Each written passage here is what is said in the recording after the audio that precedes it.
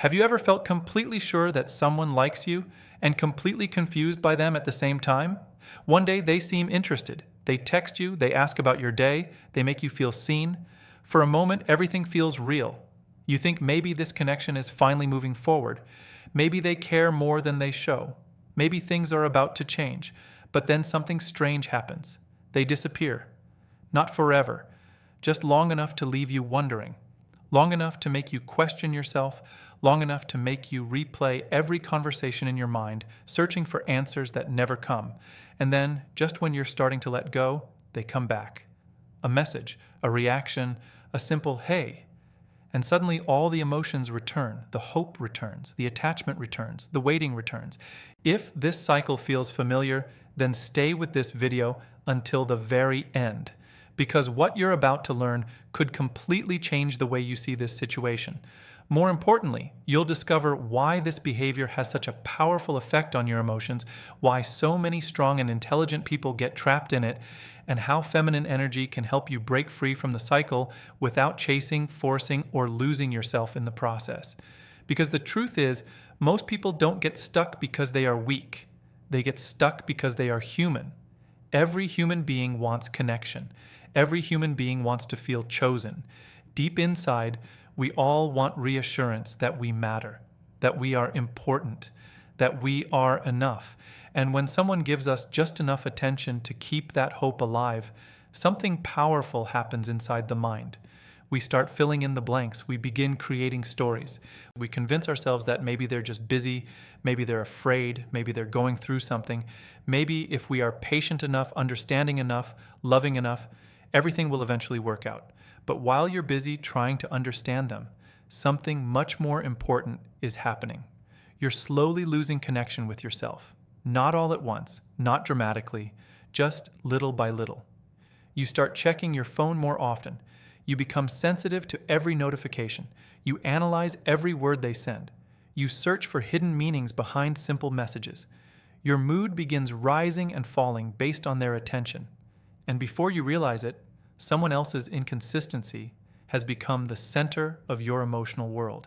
This is the painful confusion nobody talks about, because from the outside, it doesn't look like heartbreak. There was no official ending, no dramatic goodbye, no clear rejection, and that's exactly why it hurts so much.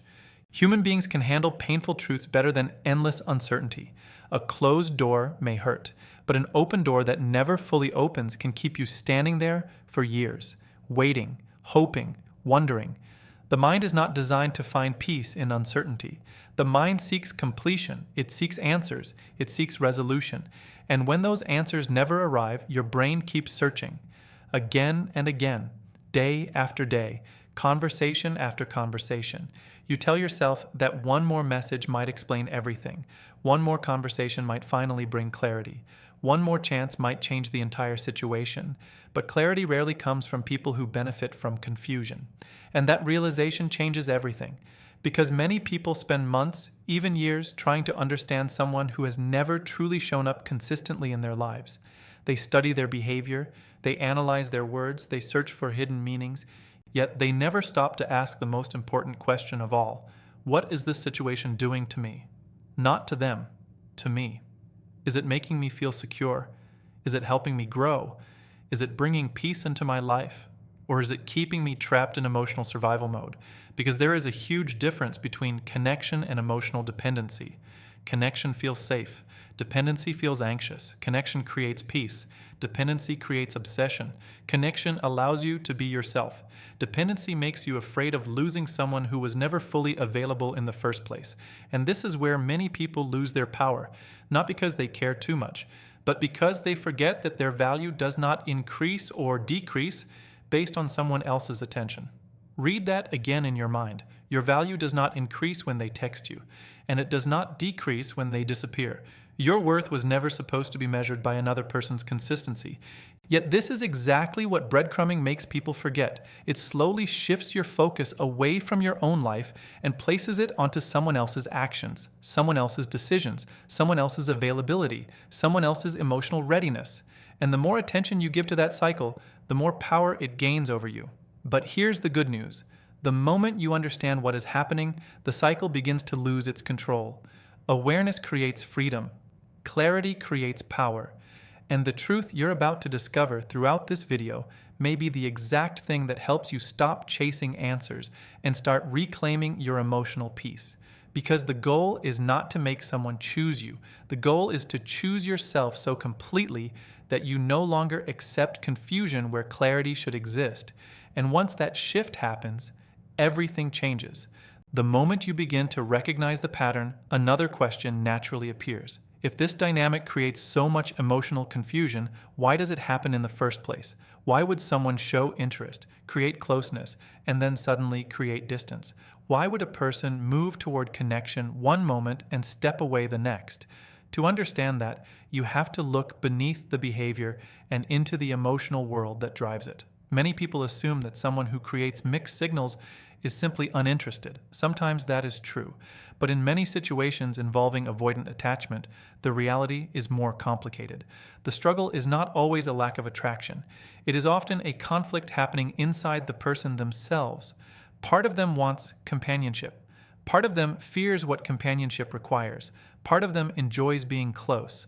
Part of them feels uncomfortable when closeness becomes real. This internal conflict creates a push and pull pattern that can leave the other person feeling emotionally exhausted. At first, everything may seem promising. Conversations flow naturally. Interest appears genuine. The connection develops. There is curiosity. There is excitement. There is engagement. Then something changes. As emotional intimacy starts increasing, discomfort begins rising beneath the surface. For someone with avoidant tendencies, deeper connection can feel unfamiliar. Vulnerability can feel risky. Emotional dependence can feel threatening. The very thing they wanted can suddenly start feeling overwhelming. This is where many people become confused. They think, if they liked me yesterday, why are they acting differently today? The answer is that attraction and emotional readiness are not the same thing. Someone can enjoy your presence and still struggle with genuine intimacy.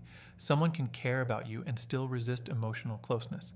Someone can want connection while simultaneously fearing the responsibility, openness, and exposure that connection requires. This is why logic often fails when trying to understand avoidant behavior. You keep looking at what they say, but their actions are often being controlled by emotional fears they may not even fully understand themselves. Many avoidant individuals learned very early in life that depending on others felt unsafe. Maybe emotional needs were ignored. Maybe vulnerability was criticized. Maybe closeness brought disappointment. Over time, self-reliance became their survival strategy. As adults, that strategy often remains active. Independence feels safe. Distance feels manageable, control feels comfortable, but emotional exposure feels dangerous. So when a relationship starts moving beyond surface-level interaction, internal alarms can activate. Without consciously planning it, they begin creating space. They take longer to respond. They become less available.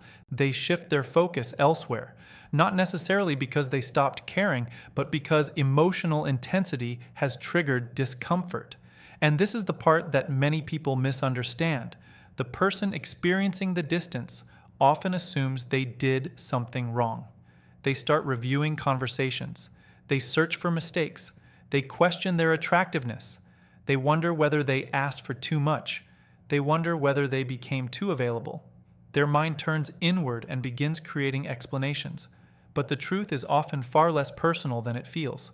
The behavior is frequently connected to the avoidant person's relationship with intimacy, not a reflection of your worth.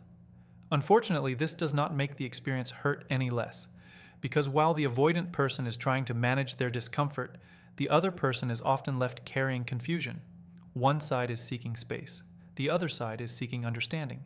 One side withdraws. The other side moves closer. One side becomes quieter. The other side becomes more focused. And this creates a cycle where both people unintentionally trigger each other's deepest insecurities. The avoidant individual feels pressure. The emotionally invested person feels uncertainty. The more pressure one side feels, the more distance they create. The more distance appears, the more anxiety develops on the other side. The cycle continues repeating itself. This is why trying harder often produces disappointing results.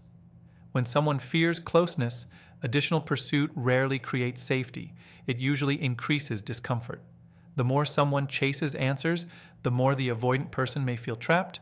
The more they feel trapped, the more they pull away. And the more they pull away, the more emotional pain develops. This dynamic can continue for months or even years if nobody understands what is actually happening. The relationship becomes centered around reaction rather than connection.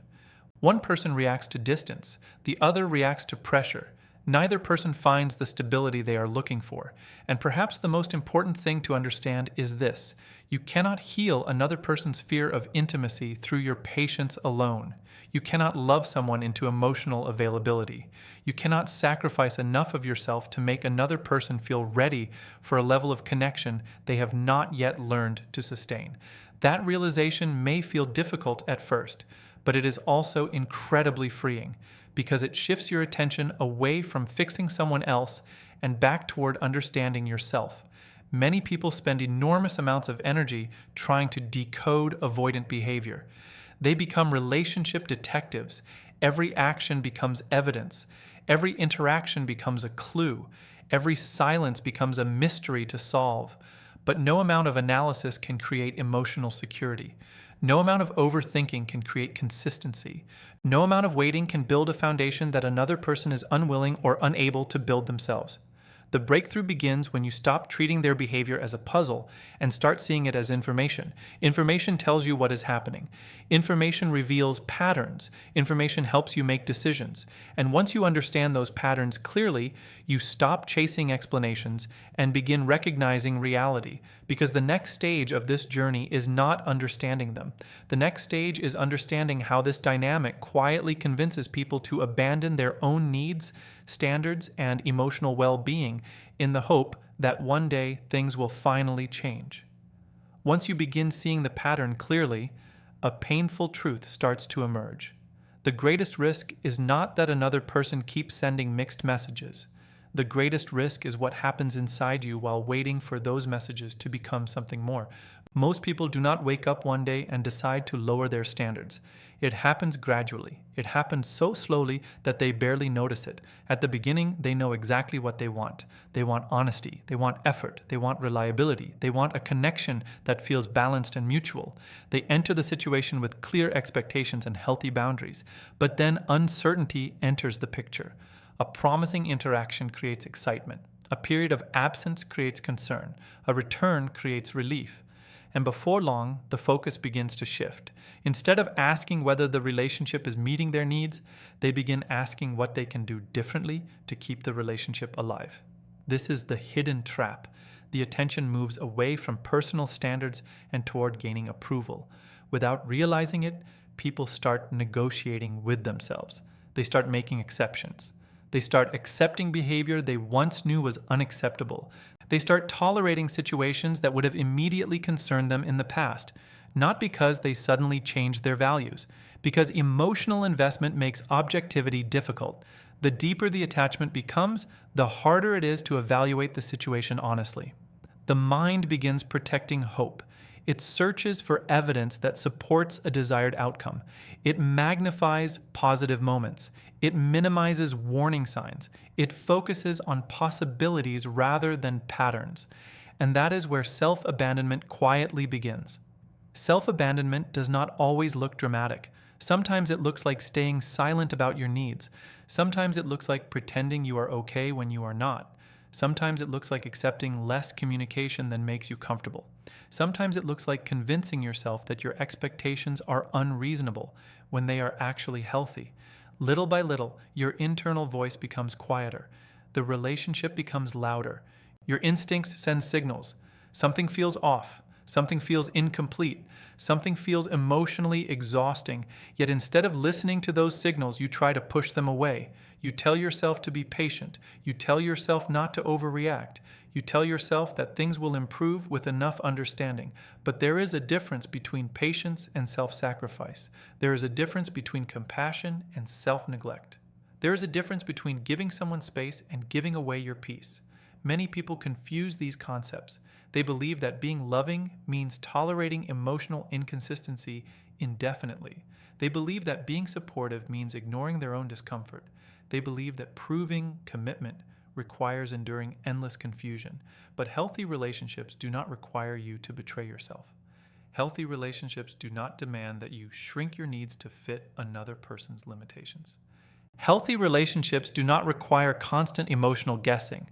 When a connection repeatedly leaves you questioning your value, your intuition is trying to tell you something important. And this is where human psychology becomes fascinating. The mind often becomes more committed to difficult situations than easy ones. When something feels challenging to obtain, people frequently assign greater value to it.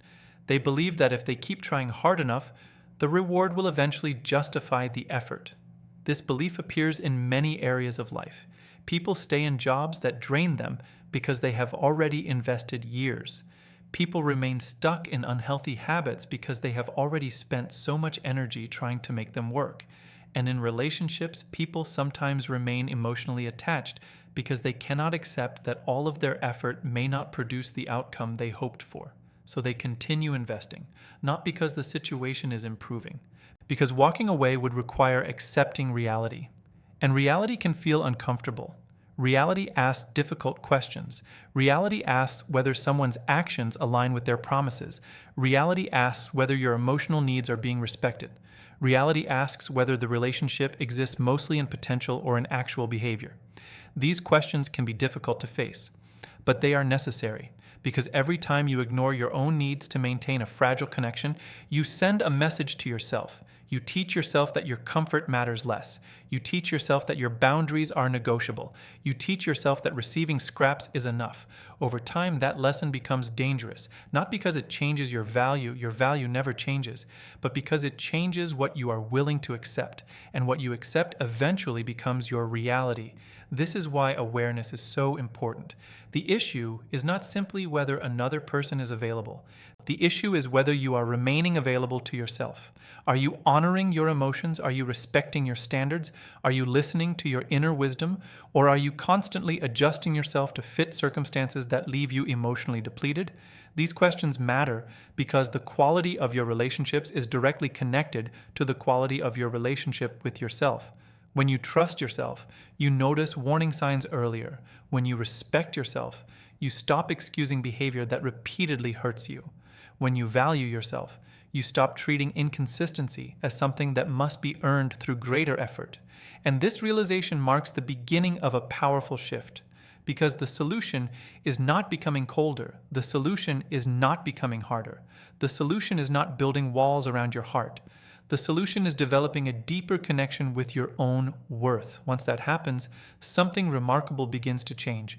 You stop measuring your importance through another person's attention. You stop treating their choices as a reflection of your value. You stop making someone else's uncertainty the center of your emotional world. And that is where true transformation starts. Not with changing them, not with convincing them, not with waiting for them, but with rediscovering the strength, confidence, and inner stability that existed before their inconsistency ever entered your life.